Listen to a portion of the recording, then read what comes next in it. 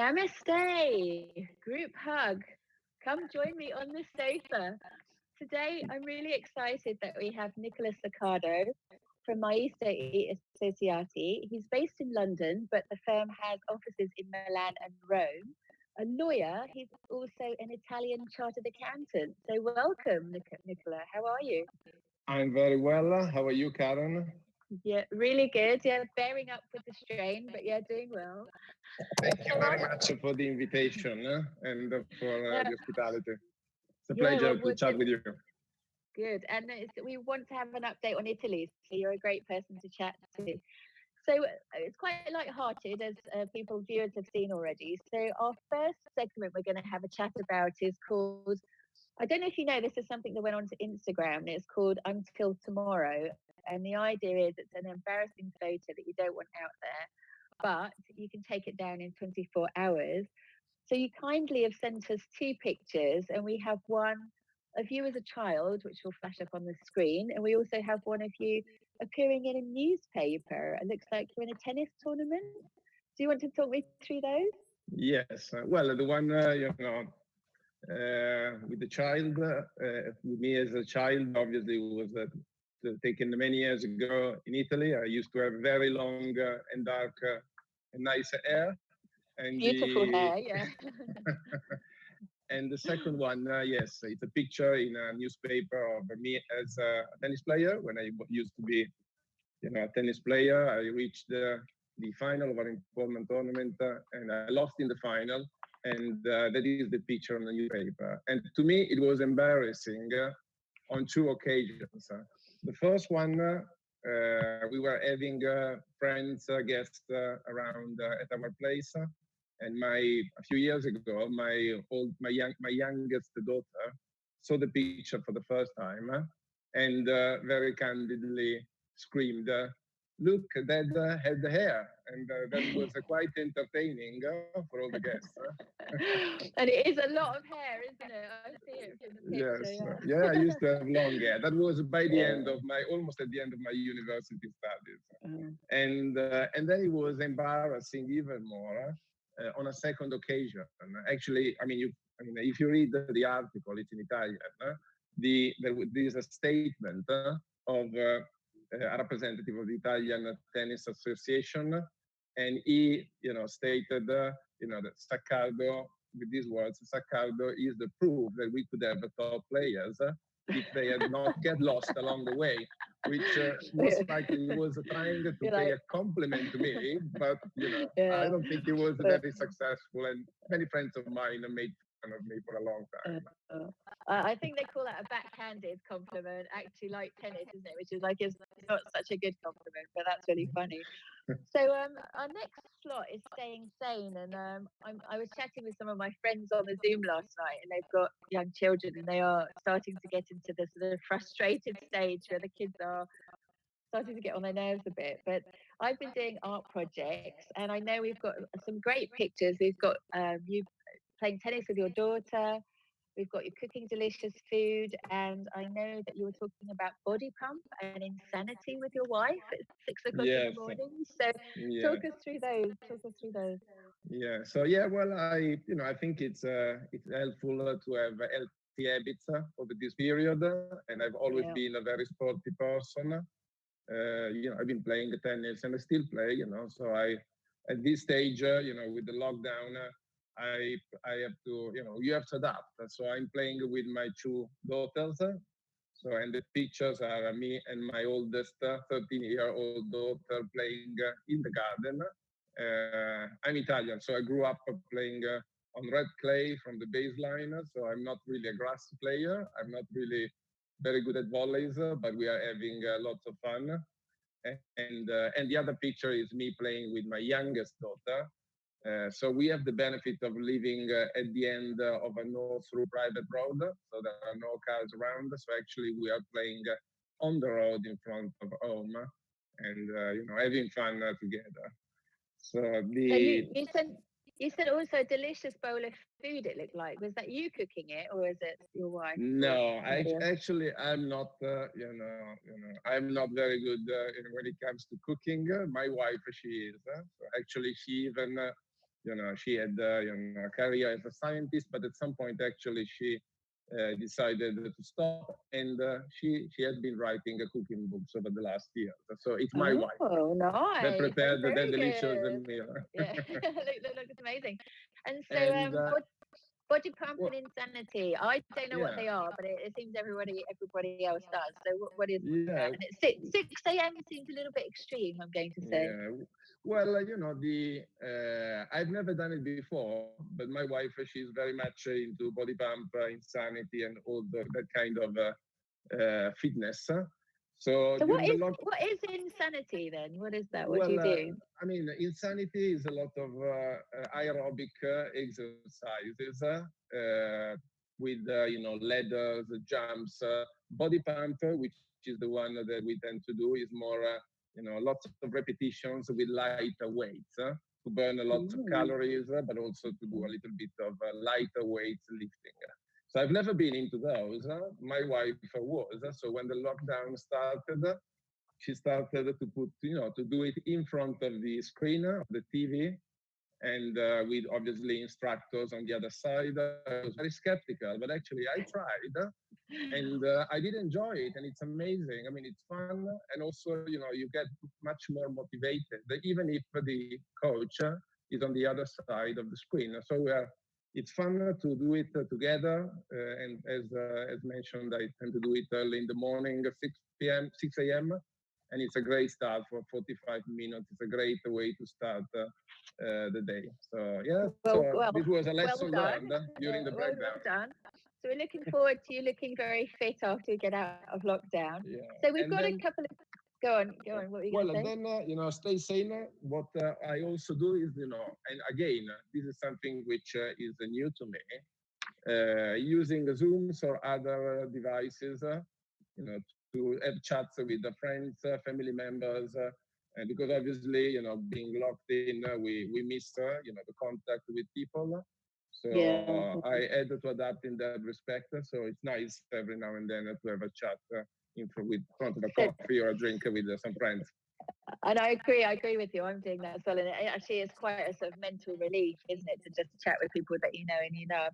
So let's move on to work from home. So we've got a picture of you in the garden, which looks lovely, and the cat called Mimi, I believe. So Yes. she's your new co-worker, I'm assuming, your cat co-worker. Yeah. So yeah, work from home is fine. I quite like, actually. I have my study, but often I move into other rooms, or I read on the terrace, or even I do stuff in the garden. I quite like changing the location. I think it's very refreshing, and then also I'm home. I'm the only man. I have three women around me, actually four if we include the cat. So Girl power. I'm Girl always power. I'm always outnumbered. So Under the every now thumb. Under the thumb. That's where you should be. so every now and then I escape into the garden and I do some work from the So, garden. well done, and we're laughing about it. But I mean, a lot of people are struggling with working from home. So, do you have any lessons to help people, to deal with adversity at this time? Is there anything that's you do that is making this Well, easier? I think it's what I do is typically I have two calls every day, internal calls. So one 9 o'clock in the morning with my team to plan what we're going to do throughout the day, and one at 6 p.m. with my partners to discuss other matters. So I think it's very helpful to have these regular calls every day to make Just to sure keep that. you sort of on track, is that right? Yes, and Yeah. Okay. well, I mean, I don't spend time obviously in commuting, in traveling, so there is a much more time, which I think is also allows to have a little bit more time to spend with the family, which I really Yeah. enjoyed. So now, Yeah. with the lockdown, it's amazing. I have the chance to have dinner with them every day, which is usually obviously not the case. And yeah, so I think it's So, fine. The cat, as a matter of fact, is the one that is, I think, very severely affected from the lockdown. She has always the kids chasing her, and running after her. So she often Oh, well, I'm sure. hides in the. I'm sure She she often has a good hides. life. Yeah, she often hides in my study room, which is obviously the quiet room in the whole house, and I often find her in wardrobes hiding from everyone. So you will see the picture. Indeed, is the cat coming out from a Gorgeous, wardrobe. yeah. She looks a gorgeous cat.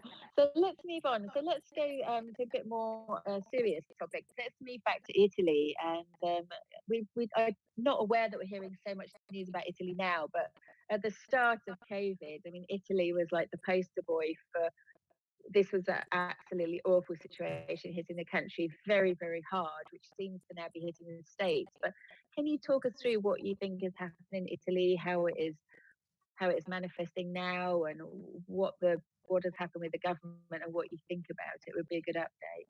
Yeah. Well, obviously, Italy, yes, had a very challenging position. Was the first country, apart from China, to experience the pandemic.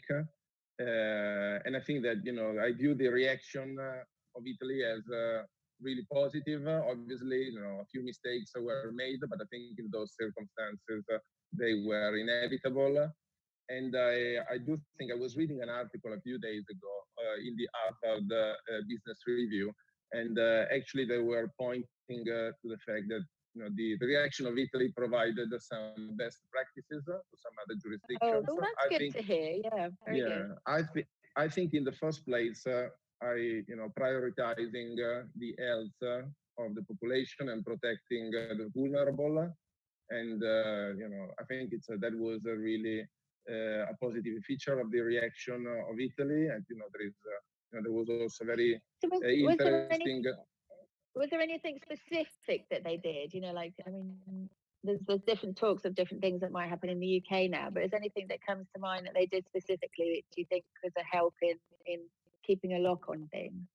Well, I think Italy obviously had a very tough approach when it comes to the lockdown. Indeed, to try to protect as much as possible the health of individuals. The lockdown is not like in the UK, so you're not allowed to get out for doing your daily exercise.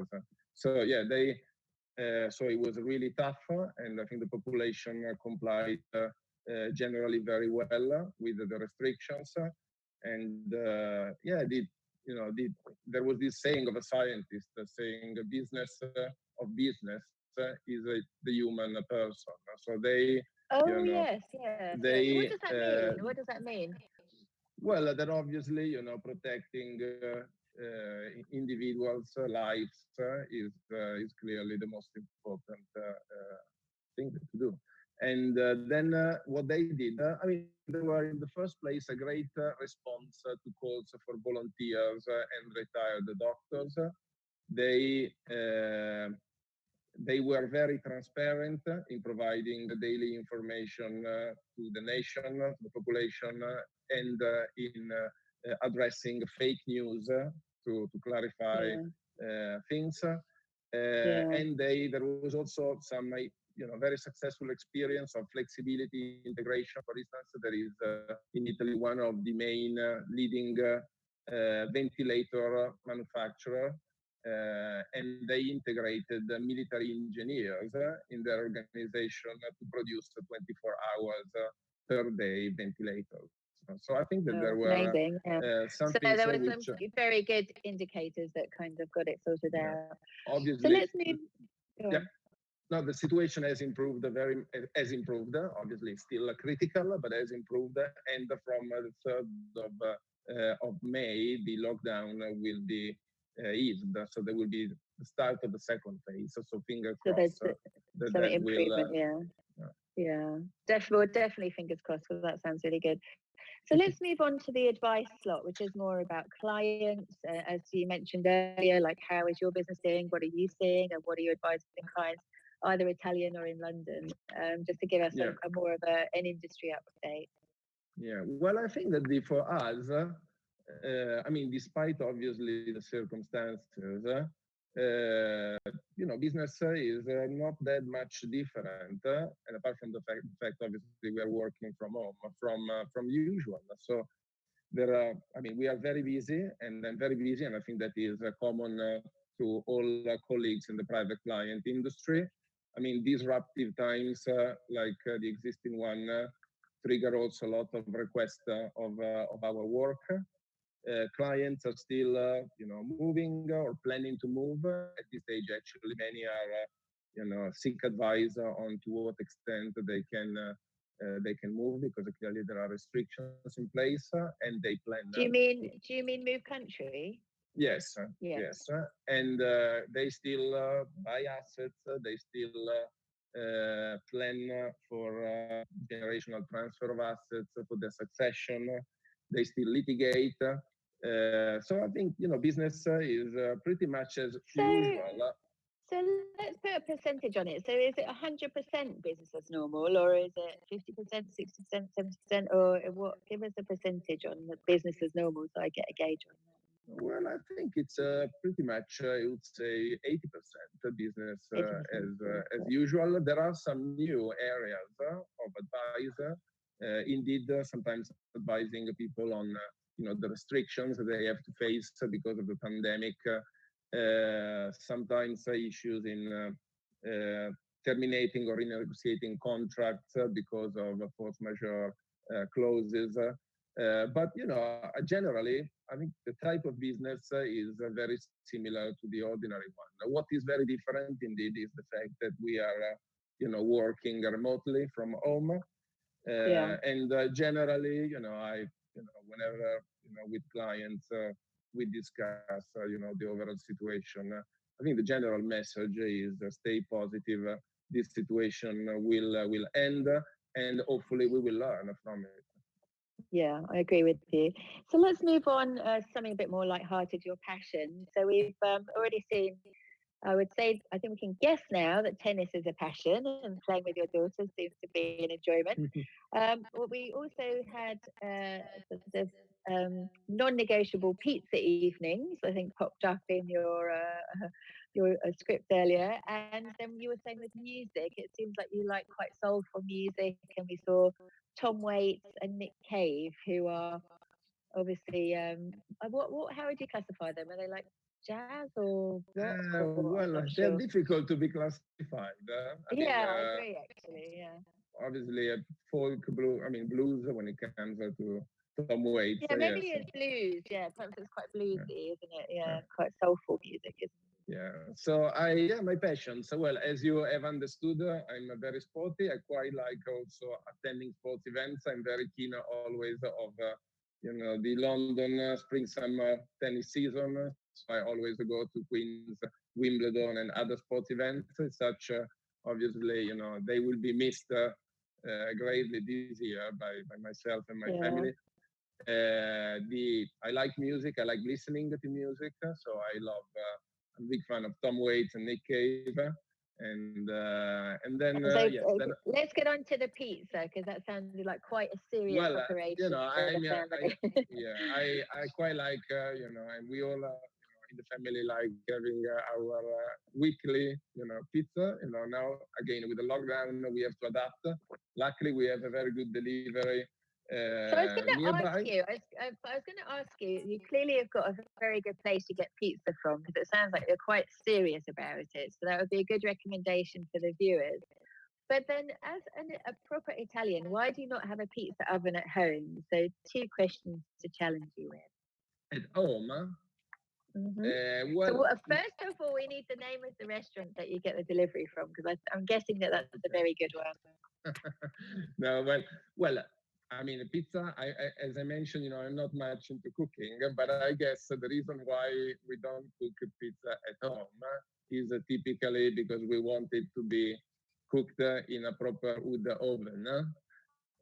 So, it's really, something I could not even consider, cooking or the pizza in our place. But actually what we do, we have there's a takeaway, which is a local one, so it really is not a major chain.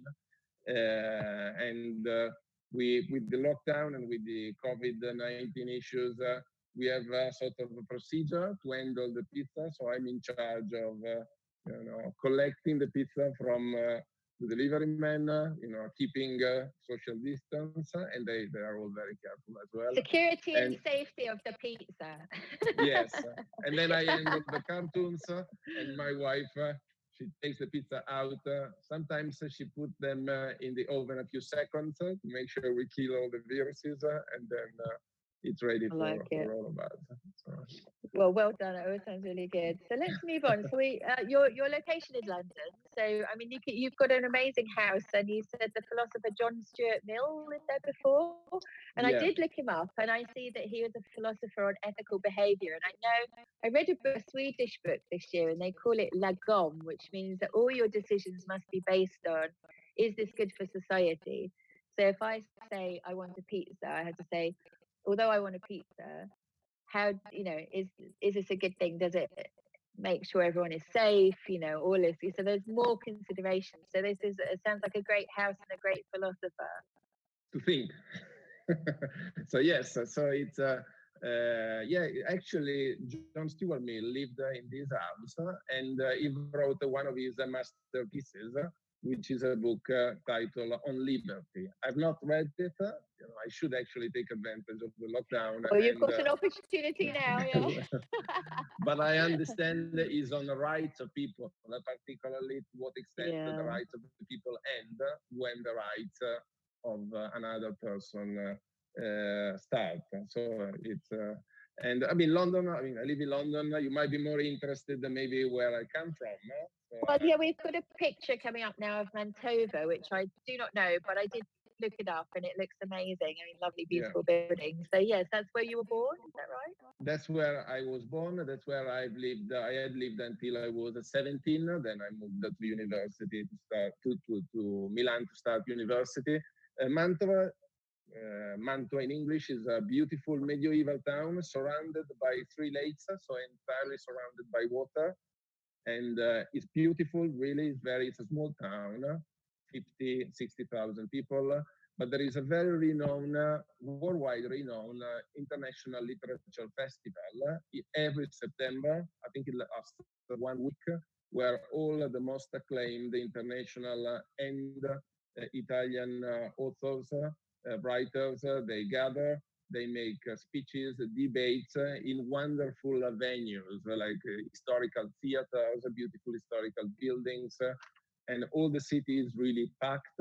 It's a wonderful event to attend, so I strongly recommend. And the food in that part of Italy is delicious. Sure. So I'm happy to make recommendations if you wish. And it's not far away from Verona, so it's very easy to reach by plane. Yeah, I did look it up, and the buildings look amazing. So the viewers can Google Mantova.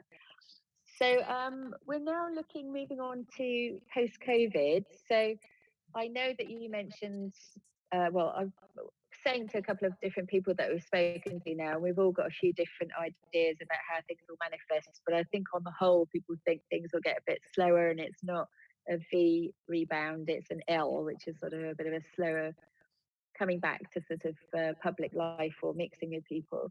But I know you mentioned mindfulness will be something that people will be more interested in, philanthropy, and you're going to start biking to work. But even as a lawyer, what do you see now? I mean, once, let's assume we're kind of released from lockdown, it doesn't necessarily mean we're released from the fear or released from the sort of general idea of COVID, does it? But how do you see the next stage or the next few years?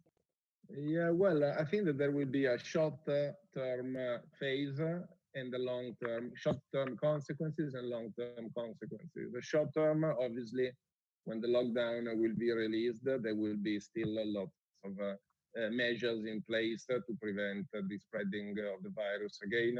So we will all have to wear protective masks, keep social distance, obviously as much as possible avoid the public transport. So I have already decided that for a certain period of time I will certainly avoid the train and rather cycle to the office. Long term, I think certainly obviously the lockdown, as everyone said, will forced us to work remotely from home. So I think that that will become more common, even in the long-term period, even after a vaccine will be available. So it will be more accepted, and people, have experienced that there are some benefits in doing it. So there will be a mix.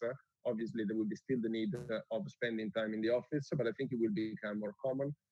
Likewise, communication with clients or colleagues, video conferences have proved to be very efficient during the lockdown. They were not; it was not common to have meetings with clients through video conference, other than in exceptional circumstances. I think that they And will. it has forced us, hasn't it, to sort of buy into it, try it, see what the problems are, get used to it, and actually now becoming Yeah, comfortable with it, and now actually wanting to do it, aren't we? I mean, it's yeah. become actually enjoyable. So that is a massive mind shift, isn't it, for all of us who are used to like, oh, we want to get on a plane and shoot and see someone. So I think, yeah, but And I agree with you. yeah, and then I mean, obviously there will still be the need and the pleasure in meeting clients, meeting people, but there will be also some more space in the future for video conferences as well as working remotely from home. And more generally, I think that so hopefully there will be more philanthropy, there will be more attention to the environment because we are experiencing that this interruption of business as usual has had the benefits on the environment, and generally, maybe there will be a more mindful lifestyle in many respects because the people, they had the time to stop a little bit to think, to consider which are the most important uh, issues and matters, and hopefully that will be something we will learn, and even being prepared in the future if something again might happen. So hopefully there will be some lessons out of this terrible situation. Yeah, well, thank you so much. I'm just going to tell viewers if you've enjoyed watching this, please down underneath the screen you can press thumbs up, and that gives us a good rating on YouTube. And you can also subscribe, and that will let you know next Tuesday and Friday at 11 o'clock when our next guests are coming to speak, and you can tune in and see us then. But finally, I would like to say thank you so much to Nicola. He's been a good sport. It's not that easy for everyone to show their embarrassing pictures and to talk us through their work from home and staying sane. So we really appreciate that. A Thank you. wonderful moment to see you. We look forward to seeing you when things are all back to normal. Thank you very much again. It was my pleasure, and I look forward to seeing you and chatting soon on another occasion. Thank you very much again. All right, we'll see you again soon. Bye. High five.